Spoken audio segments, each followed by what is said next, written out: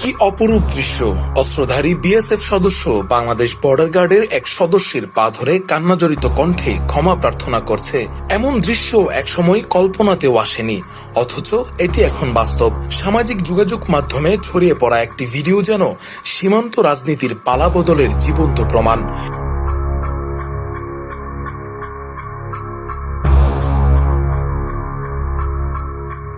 দীর্ঘ 15 বছর ধরে বাংলাদেশ ভারত সীমান্তে দাপট দেখিয়ে আসছিল ভারতীয় সীমান্তরক্ষী বাহিনী বিএসএফ।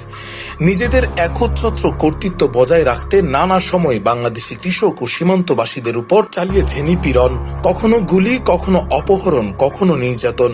তবে 2024 সালের 5ই আগস্ট বাংলাদেশ ফ্যাসিবাদী সরকারের পতনের পর বদলে যায় দৃশ্যপট। সীমান্তে বুক চিতিয়ে দাঁড়ায় বিজেপি, পিঠ দেখানোর যুগ শেষ। সাম্প্রতিক এই ঘটনাটি সেই বদলে যাওয়া বাস্তবতারই প্রতিচ্ছবি।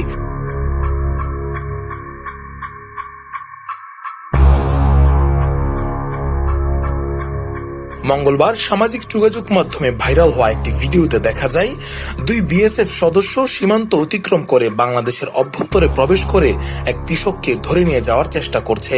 তবে দ্রুত ঘটনাস্থলে পৌঁছায় বিজেপির একটি দল, হাতে নাতে ধরা পড়ে বিএসএফ সদস্যরা। আর এরপরই দৃশ্যটি ঘটে। বিজেপির পা জড়িয়ে ধরে ক্ষমা চাইতে থাকে ভারতীয় সেনারা।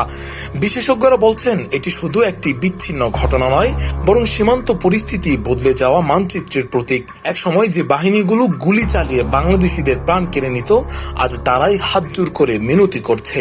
বিজেপির সাহসিকতায় বিএসএফ সদস্যদের আটক করে যথাযথ কূটনৈতিক প্রক্রিয়ায় নিজ দেশের কাছে হস্তান্তর করা হয়।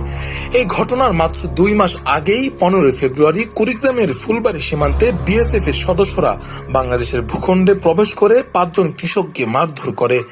এর প্রতিবাদে বিজেপি কঠোর অবস্থান নেয়। সীমান্তের এই পালাবদল অনেক কিছুই বলে দেয়। শুধু ক্ষমা চাওয়ার দৃশ্য নয়, এটি বিজেপির সুনিপুণ দায়িত্বশীলতা ও দেশের সার্বভৌমত্ব রক্ষায় তাদের আপোষহীন অবস্থানের বহিঃপ্রকাশ। সোশ্যাল মিডিয়ায় এই ভিডিও পোস্ট করে সাধারণ মানুষ লিখছেন, সাবাস বর্ডার গার্ড বাংলাদেশ, তোমাদের এই দৃপ্ত পথ চলায় নতুন ভরসা খুঁজে পায় গোটা জাতি। রাকিবুল ইসলাম রইস, ফেস দ্য পিপল।